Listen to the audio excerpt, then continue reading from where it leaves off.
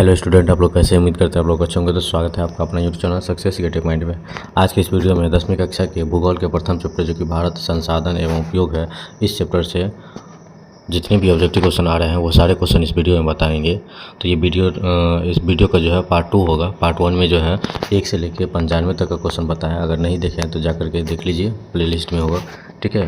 तो भारत में संसाधन एवं उपयोग है, इस चैप्टर में 1 से 95 तक क्वेश्चन बता दिए। आज जो है 95 से आगे यानी 96 से लेकर 147 तक क्वेश्चन देखेंगे, जो आपको बोर्ड एग्जाम के लिए काफ़ी महत्वपूर्ण रहेगा। तो इस वीडियो को शुरू से लास्ट तक देखते रहिए। तो चलिए शुरुआत करते हैं अगला क्वेश्चन से, जो कि 95 नंबर।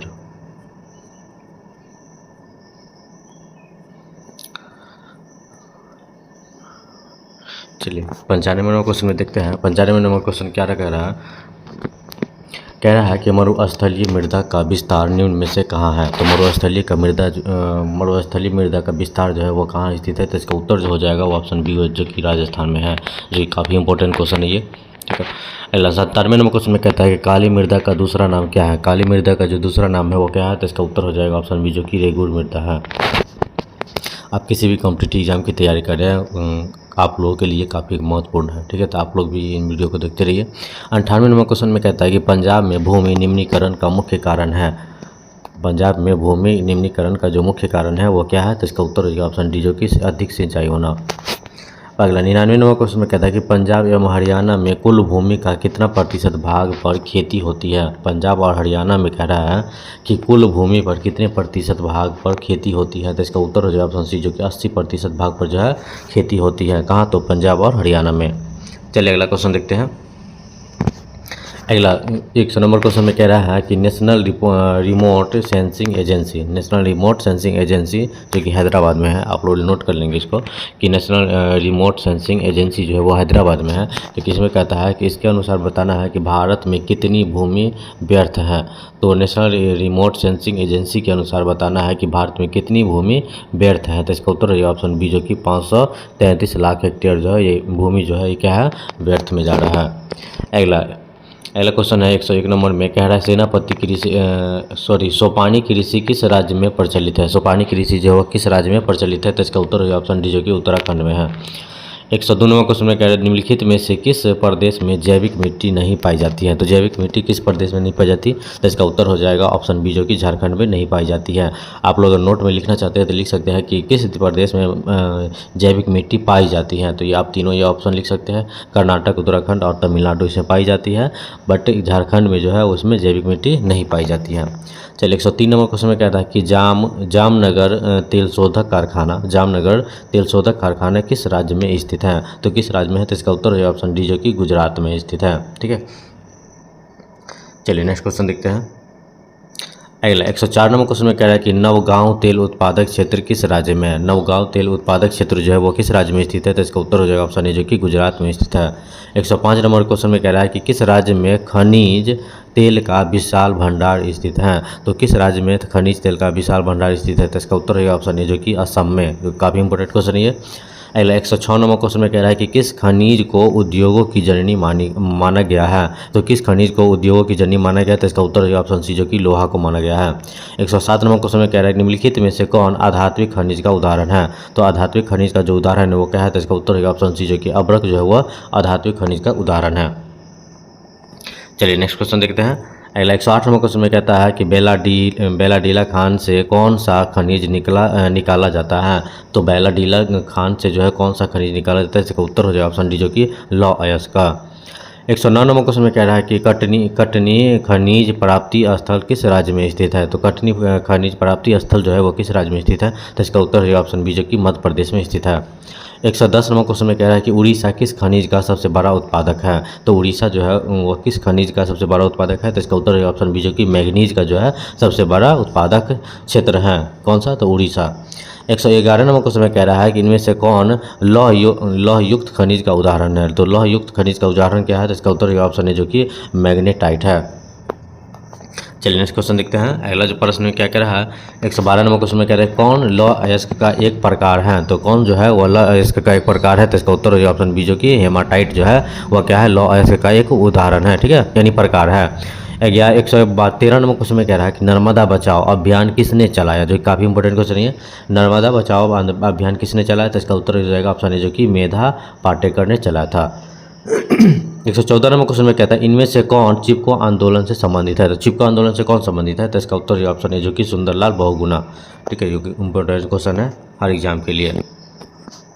115 नंबर क्वेश्चन में कहता है आधुनिक सभ्यता की रीढ़ क्या है, तो आधुनिक सभ्यता का जो रीढ़ है वो क्या है, तो इसका उत्तर है ऑप्शन बी, जो कि लोहा है। ठीक है, आधुनिक सभ्यता की रीढ़ जो है वह लोहा है। 116 नंबर क्वेश्चन में कह रहा है कि हमारे पास पेट भरने के लिए बहुत कुछ है लेकिन पेटी भरने के लिए नहीं, यह विचार किसके हैं, तो इसका उत्तर हो जाएगा ऑप्शन बी, जो कि महात्मा गांधी के यह विचार हैं कि हमारे पास पेट भरने के लिए बहुत कुछ है लेकिन पेटी भरने के लिए कुछ नहीं।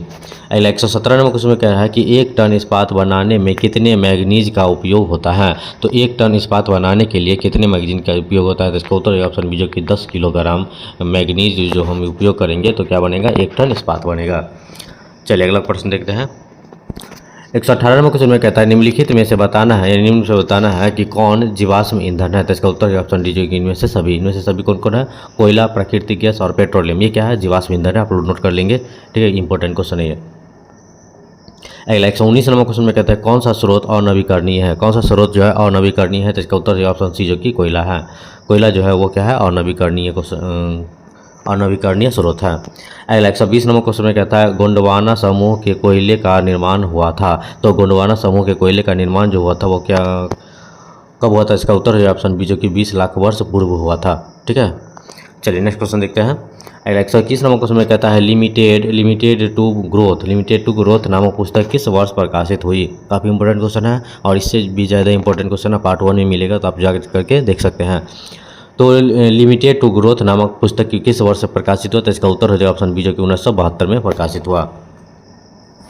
चलिए अगला प्रश्न को देखते हैं। 122 नंबर क्वेश्चन में क्या कह रहा है, 122 नंबर क्वेश्चन में कह रहा है कि 1992 में रियो डी जेनेरो में कौन सा सम्मेलन हुआ था, तो रियो डी जेनेरो में जो है कौन सा सम्मेलन हुआ था, इसका उत्तर है ऑप्शन सी, जो कि पृथ्वी सम्मेलन हुआ था। 123 नंबर क्वेश्चन में कहता है कि प्रथम पृथ्वी सम्मेलन कहाँ हुआ था, प्रथम पृथ्वी सम्मेलन जो हुआ था वह कहाँ हुआ था, तो इसका उत्तर है ऑप्शन बी, जो कि रियो डी जेनेरो में हुआ था, जो काफ़ी इंपॉर्टेंट क्वेश्चन है ये। अगला 124 नंबर क्वेश्चन में कहता है कि द्वितीय पृथ्वी सम्मेलन कब और कहाँ हुआ था, तो द्वितीय पृथ्वी सम्मेलन जो होगा वह कब और कहाँ हुआ था, इसका उत्तर हो जाएगा ऑप्शन सी, जो कि 1997 में हुआ था न्यूयॉर्क में। ठीक है, चलिए अगला प्रश्न देखते हैं। 125 नंबर क्वेश्चन में कहता है कि तृतीय पृथ्वी सम्मेलन, ध्यान देंगे आप लोग इसको नोट कर लेंगे, काफ़ी इंपॉर्टेंट क्वेश्चन, ये तीनों क्वेश्चन लिख लेंगे। प्रथम पृथ्वी सम्मेलन कहाँ हुआ, ठीक है, द्वितीय पृथ्वी सम्मेलन कब और कहाँ हुआ, तृतीय पृथ्वी सम्मेलन कब और कहाँ हुआ था, इसका उत्तर है ऑप्शन ए, जो कि 2002 में जोहान्सबर्ग में हुआ था, नोट कर लेंगे, काफ़ी इंपॉर्टेंट क्वेश्चन है ये। चलिए अगला प्रश्न देख रहे हैं। 126 नंबर क्वेश्चन में क्या रहा है कि क्वेश्चन में क्या है, ब्रुंटलैंड कमीशन ने सतत पोषणीय विकास की अवधारणा कब प्रस्तुत की, तो इसका उत्तर है ऑप्शन सी, जो कि 1987 में हुई। अगला 127 नंबर क्वेश्चन में कहता है कि सिलिकोसिस नामक दमघोंटू बीमारी किसे होती है, तो इसका उत्तर है ऑप्शन बी, जो कि सिलिकॉन खदान कर्मियों को होती है। 128 नंबर क्वेश्चन में कहता है निम्नलिखित में किस बंदरगाह में लोहे का निर्यात किया जाता है, तो किस बंदरगाह में जो है लोहे का निर्यात किया जाता है, इसका उत्तर हो जाएगा ऑप्शन डी, जो कि विशाखापट्टनम में, जो कि काफ़ी इंपॉर्टेंट क्वेश्चन है ये। अगला प्रश्न देखते हैं। अगला जो प्रश्न है 129 नंबर क्वेश्चन में कह रहा है कि कंचनजंगा जैवमंडल रिजर्व किस राज्य में है, तो कंचनजंगा जैवमंडल जो है रिजर्व जो है वो किस राज्य में स्थित है, इसका उत्तर है ऑप्शन सी, जो कि सिक्किम में स्थित है। अगला 130 नंबर क्वेश्चन में कह रहा है कि प्लाईवुड का निर्माण सर्वप्रथम किस देश में शुरू किया, तो प्लाईवुड का निर्माण जो है वो सर्वप्रथम किस देश में शुरू किया था, इसका उत्तर है ऑप्शन ए, जो कि जर्मनी में किया था।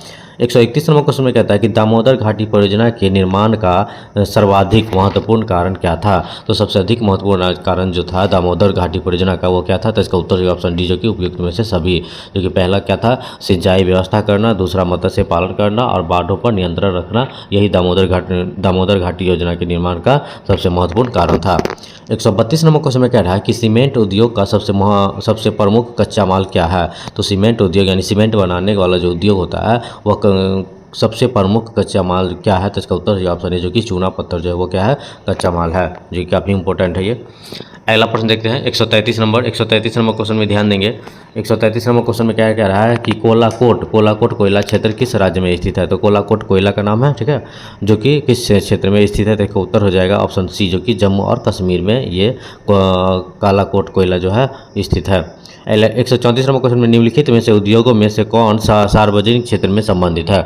तो सार्वजनिक क्षेत्र से संबंधित कौन सा है, तो इसका उत्तर जो है ऑप्शन सी, जो कि बोकारो लॉ एवं इस्पात उद्योग जो है वो क्या है, सार्वजनिक क्षेत्र से संबंधित है। 135 नंबर क्वेश्चन में कह रहा है कि सबसे घटिया कोयला कौन सा है, सबसे घटिया कोयला जो है वो कौन सा है, तो इसका उत्तर हो जाएगा ऑप्शन डी, जो कि पीट कोयला जो है सबसे घटिया कोयला होता है। अगला 136 नंबर क्वेश्चन में कहता है कि सर्वोत्तम कोयले का प्रकार कौन सा है। सर्वोत्तम कोयला, सबसे उत्तम कोयला जो होता है, ठीक है, सबसे बढ़िया कोयला वो कौन सा है, तो इसका उत्तर ऑप्शन है जो कि एंथ्रासाइट जो है वो क्या है, सबसे उत्तम कोयला है, सबसे बढ़िया कोयला वही होता है। अगला जो प्रश्न है ध्यान देंगे 137 नंबर क्वेश्चन में कह रहा है कि मुंबई हाई क्यों प्रसिद्ध है। मुंबई हाई जो है वो क्यों प्रसिद्ध है, तो इसका उत्तर हो जाए ऑप्शन सी, जो कि खनिज तेल हेतु जो है मुंबई हाई प्रसिद्ध है। तो आप लोग नोट रखेंगे इसको। अगला 138 नंबर क्वेश्चन में कह रहा है कि प्राकृतिक गैस किस खनिज के साथ पाया जाता है। तो प्राकृतिक गैस जो है वो किस खनिज के साथ पाया जाता है, इसका उत्तर हो जाए ऑप्शन बी, जो कि पेट्रोलियम गैस के साथ पाया जाता है। 139 नंबर क्वेश्चन में कहते हैं ताप विद्युत केंद्र का उदाहरण है। तो ताप विद्युत केंद्र का जो उदाहरण है वो क्या है, तो इसका उत्तर है ऑप्शन बी, जो कि बरौनी, ठीक है, बरौनी में जो है ताप विद्युत केंद्र का उदाहरण है। 140 नंबर क्वेश्चन में कहता है इनमें से कौन सा जीव है जो केवल भारत में ही पाया जाता है, केवल भारत में ही पाया जाता है। कभी कुछ क्वेश्चन दे देता है कि केवल सिर्फ एशिया महादेश में ही पाया जाता है, तो ये हम लोग क्या हाँ तो एशिया महादेश में ही है, ठीक है, भारत कहाँ है, तो एशिया महादेश में है। तो आप लोग को इस टाइप से भी क्वेश्चन आ सकता है कि कौन सा जीव जो है वो सिर्फ एशिया महादेश में पाया जाता है, या कौन सा जीव जो है वो केवल भारत में ही पाया जाता है। तो उत्तर हो जाए ऑप्शन ए, जो कि घड़ियाल, ठीक है, घड़ियाल जो है वो केवल भारत में ही पाया जाता है। चलिए अगला प्रश्न को देखते हैं। अगला जो प्रश्न है 141 नंबर क्वेश्चन में कहता है संविधान का धारा 21, ध्यान देंगे, संविधान का धारा 21 जो है का संबंध किससे है, तो इसका उत्तर हो जाएगा ऑप्शन ए, जो कि वन्य जीवों तथा प्राकृतिक संसाधनों के संरक्षण से है। 142 नंबर क्वेश्चन में तक कहता है कि टेक्सोल का उपयोग होता है। तो टेक्सोल का उपयोग किस में होता है, तो इसका उत्तर हो जाएगा ऑप्शन सी, जो कि कैंसर में किया जाता है टेक्सोल का उपयोग। 143 नंबर क्वेश्चन में कहता है कि चरक का संबंध किस देश से था। चरक का जो संबंध था वो किस देश से था, तो इसका उत्तर हो जाएगा ऑप्शन सी, जो कि भारत से। चलिए नेक्स्ट क्वेश्चन देखते हैं। अगला जो प्रश्न है 144 नंबर क्वेश्चन में कहता है तटरेखा से कितने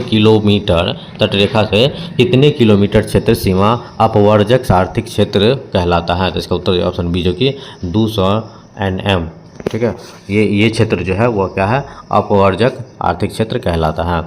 चलिए नेक्स्ट क्वेश्चन देखते हैं। अगला जो प्रश्न है 145 नंबर क्वेश्चन में कह रहा है कि आयुर्वेद का जनक किन्हें कहा जाता है। तो आयुर्वेद का जनक जो है किन्हें कहा जाता है, तो इसका उत्तर है ऑप्शन बी, जो कि चरक को कहा जाता है। 146 नंबर क्वेश्चन में कहता है कि समुद्री क्षेत्र में राजनीतिक सीमा के कितनी किलोमीटर क्षेत्र तक राष्ट्रीय संपदा निहित है। तो समुद्री क्षेत्र में राजनीतिक सीमा के कितनी किलोमीटर क्षेत्र तक जो है राष्ट्रीय संपदा निहित है। तो इसका उत्तर है ऑप्शन सी, जो कि 12.2 किलोमीटर तक ही सीमित है। अगला 147 नंबर क्वेश्चन है, जो कि लास्ट क्वेश्चन है ये इस चैप्टर का, भारत में उपयोगी संसाधन, जो कि काफ़ी इंपॉर्टेंट चैप्टर है, शुरू से लास्ट तक देख लीजिएगा आप लोग नहीं देखे तो। भारत में मुख्यतः किस प्रकार का कोयला पाया जाता है। तो इसका उत्तर है ऑप्शन बी, जो कि बिटुमिनस, ठीक है, भारत में मुख्य किस प्रकार की कोयला पाया जाता है, तो बिटुमिनस जो है मुख्य रूप से पाया जाता है, जो कि काफ़ी इंपॉर्टेंट क्वेश्चन है।